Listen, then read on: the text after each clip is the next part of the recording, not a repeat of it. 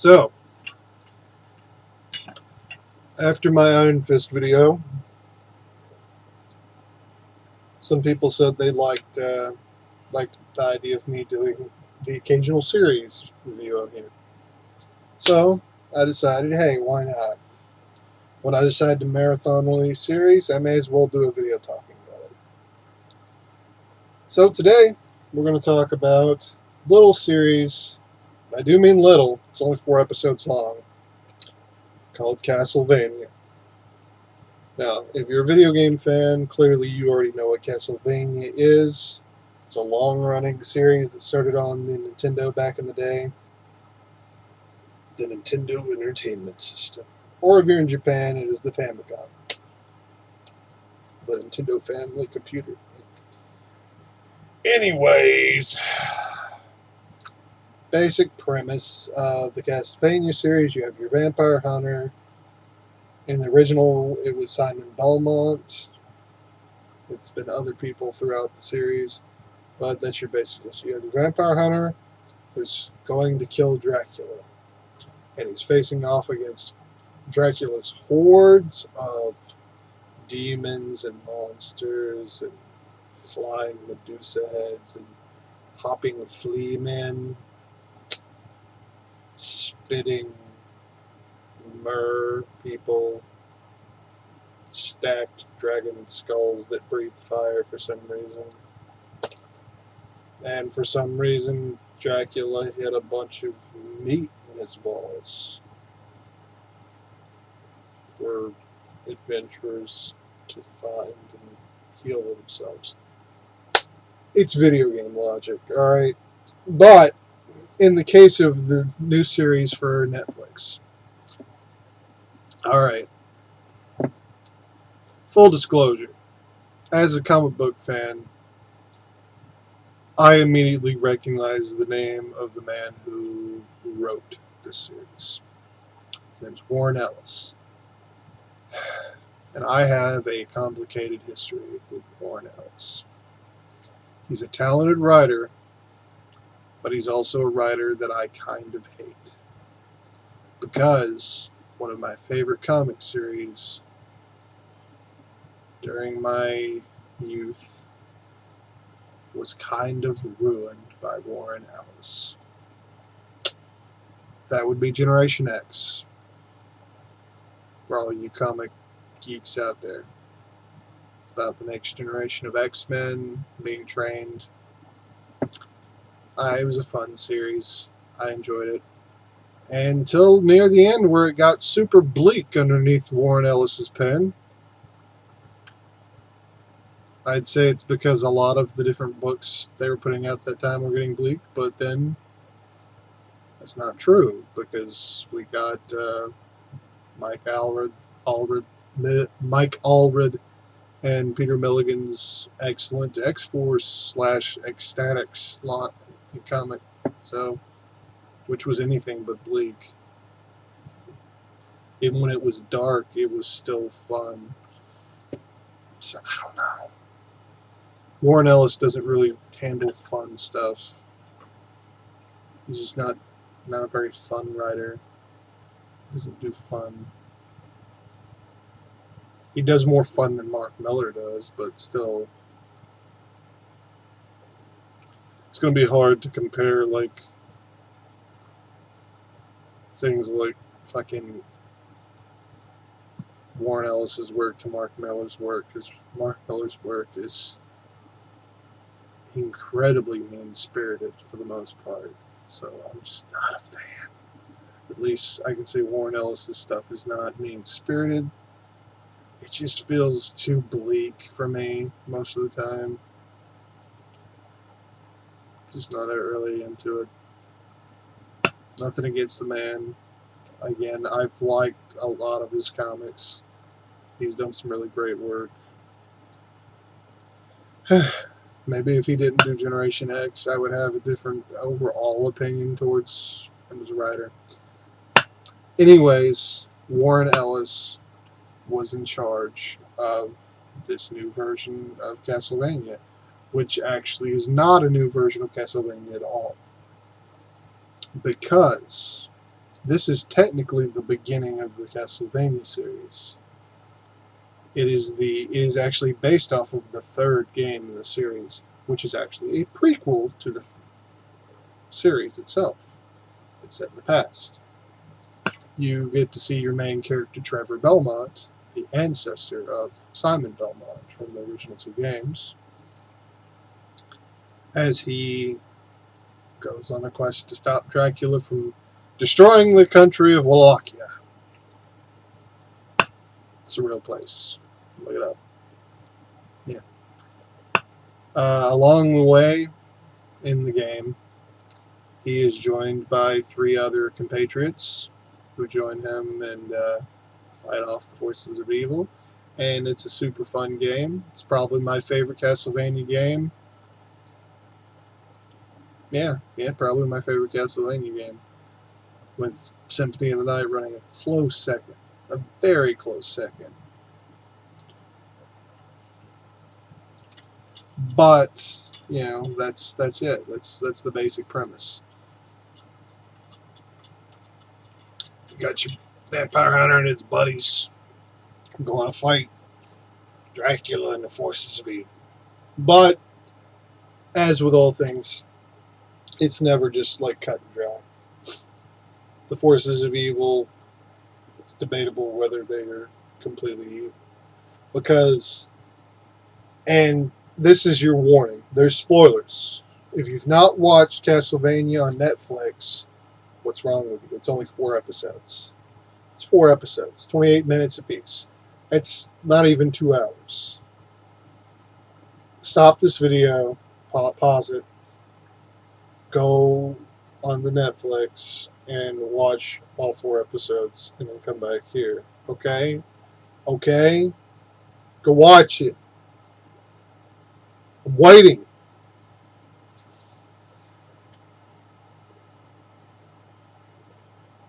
Shirt's a lie. It says it got no arms, and I hate they clearly have 2 arms right here. Alright, you done? Okay, let's talk here. The basic outset of the story is that Dracula meets and falls in love with a human woman. Yeah, it's not like that's a new idea, but, you know, it's handled well. You don't get a lot of it. You get a brief glimpse at what their relationship is going to bud to be, and then instead of building on that, we immediately time skip to like 20 years in the future, and she's being burned at the stake by the church. Oh boy. Yep. Good old Catholic Church. Did I mention that I have direct ties to the Catholic Church? I'm not a practicing Catholic myself, but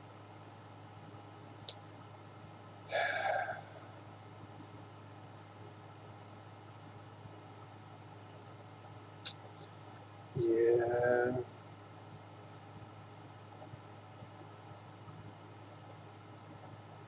So you can basically see where this is going.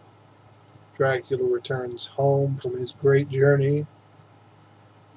He was happy and at peace. But then he comes home and he finds out, oh hey, my wife got burned for being a witch because she was a doctor who used science that the Catholic Church considered witchcraft, which was a real thing. Shit like this did happen. Yeah. And yeah, it's bleak because it is a Warren Ellis story, and yeah, you can't get around it. This is going to be bleak. But it's a horror story, so it's more acceptable. This isn't like a superhero story. You can accept some bleakness here. There's going to be bleakness.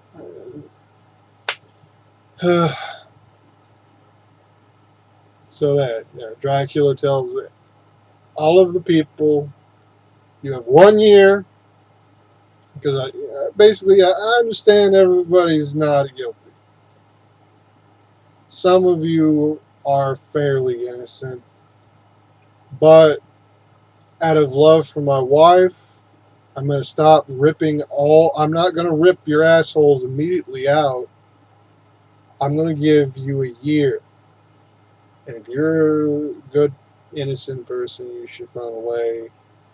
And, well, if you decide to stick around, I'll be back in a year and I'm going to fuck your shit up. Yeah. And, well, lo and behold, 1 year later, a lot of people didn't listen. I'm sure there's some people that did listen. Pretty sure the old lady that he talks to at towards the beginning of the first episode did in fact listen. But a lot of dumbasses didn't. So, yeah. Dracula unleashes an army of demons on them that immediately start eviscerating people. Yes, there are guts. Lots and lots of guts. There are guts streaming from building to building. There are guts leaking out of people's bodies as they lay on the ground gasping for air. Oh, there are guts aplenty in here. If you are a fan of gore, you should watch the Castlevania animated series, because it has the gore that you crave. Oh, yes.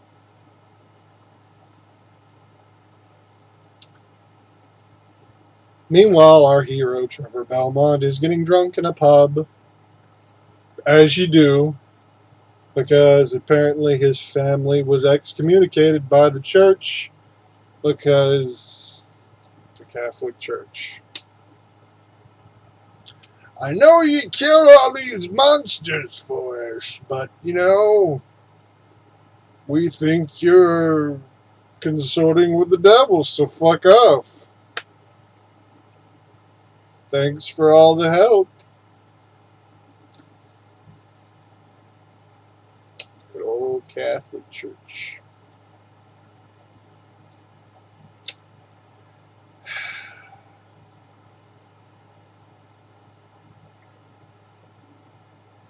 I hear people talk about the good old days. There were no good old days. People got burned and raped and murdered and eviscerated. Had the giblets cut off and roasted on pikes. There were never good old days. There were just old days. Some of which might have been good, but the old days weren't all encompassingly better than the days. Things always suck. Some things are good, a lot of things are bad. Just gotta accept it. It's just a fact of life. Sorry to say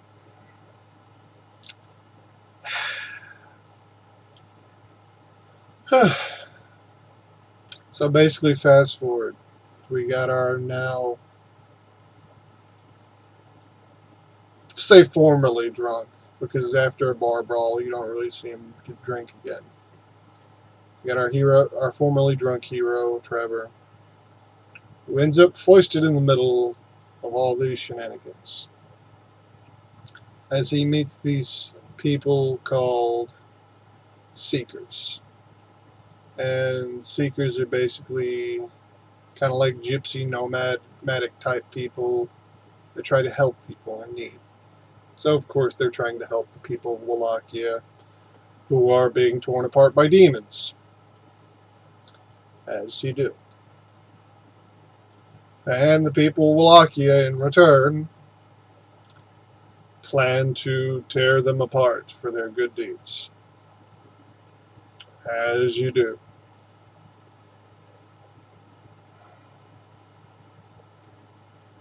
Trevor intervenes, stops wholesale murder, meets the first of his friends, Sypha, who is a seeker. She's a young seeker.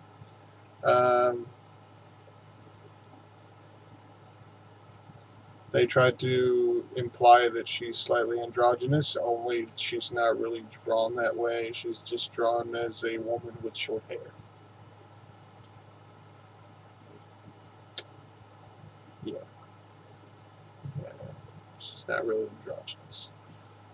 Because in this anime, all the men are drawn pretty manly and all the women are drawn very pretty.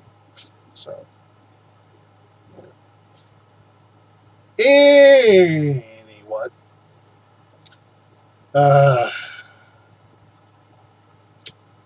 Things happen. He proves the church to be a bunch of hypocrites to the people there, and that the demons are coming because what the bishop did to bring them there.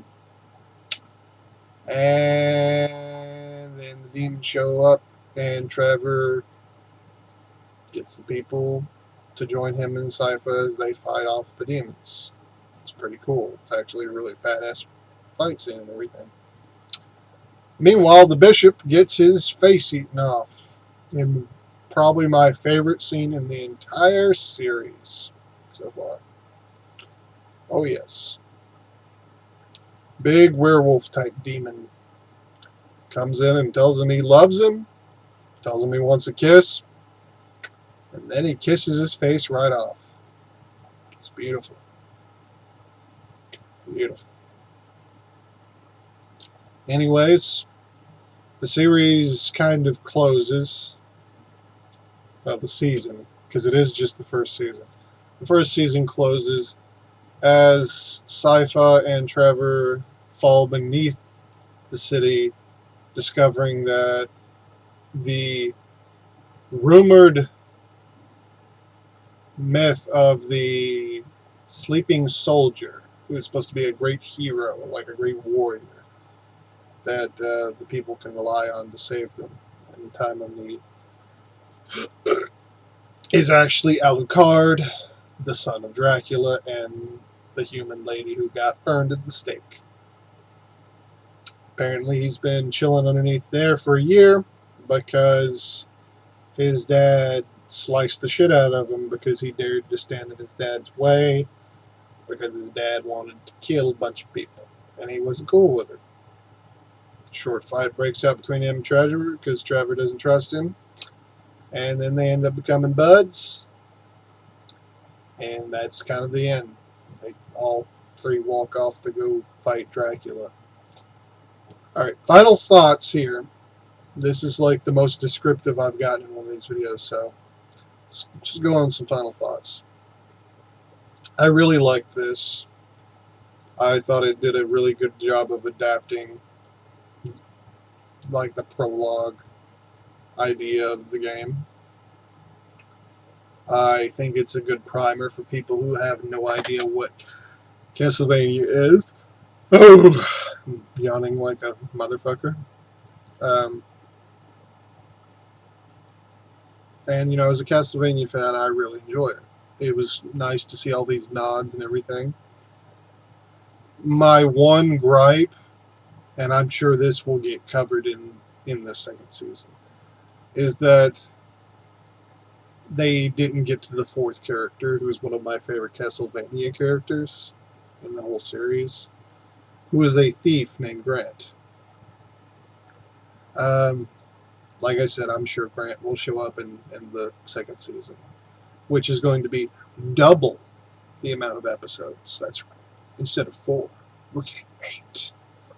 8. Holy shit, that's 2 4s worth of episodes. That's like 2 season 1s in 1 season.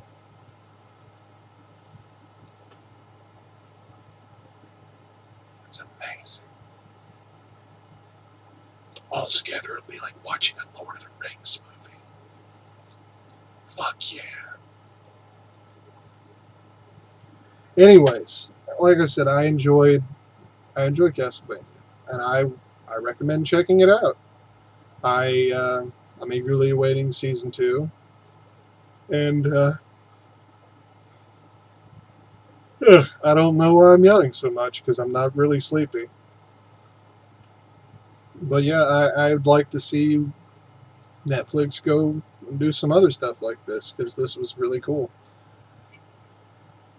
So yeah, until we get that Metal Gear Solid anime that no one's ever gonna see, it's not gonna happen. Konami hates us. They hate us way too much, and they hate Hideo Kojima even more. But who knows? I guess it could happen. Me personally, I'd love to see a new Fatal Fury anime. Yeah, I need to talk about Fatal Fury sometime in the future, don't I? Well, that's something for another day. For now, I'm going to take off, and I'll see you guys next time to talk about a movie. A new movie. Later.